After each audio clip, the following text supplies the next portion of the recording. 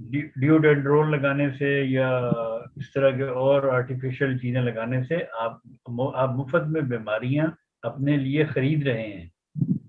تو پھر جن کا جو بہت سارے بہت غلیظ بیماریاں ہیں جس میں پھر وہ پیدا ہوتی ہیں ان سے. اس لیے پسینہ آنا ایک صحت کی علامت ہے. لیکن بدبودار پسینہ آنا اس کا یہ اللہ تعالیٰ بتاتا ہے کہ آپ کے جسم میں کہیں گند ہے، اس کو صاف کرو.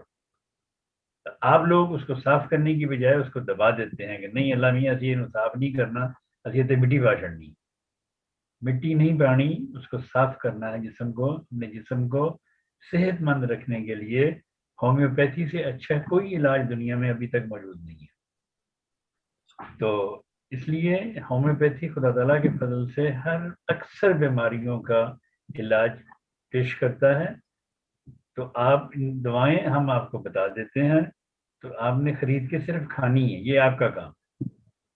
دوائیں تو ہم دن رات آپ کو بتاتے ہیں کہ اس بیماری کے لیے یہ کھائیں. آج میں نے تفصیل سے آپ کو اس بدبو کے بارے میں پہلے بھی میں نے ایک دو دفعہ بتایا تھا، لیکن آج پھر میں اس لیے بتاتا ہوں کہ یہ روزمرہ کی باتیں ہیں. ہم لوگ ایک کان سے سنتے ہیں، دوسرے سے نکال دیتے ہیں. ہم ویڈیو دیکھیں گے کہیں گے اوہ رانا صاحب نے بڑا اچھا نسخہ دسیا، لیکن ہم نے استعمال نہیں کرنا اس کو.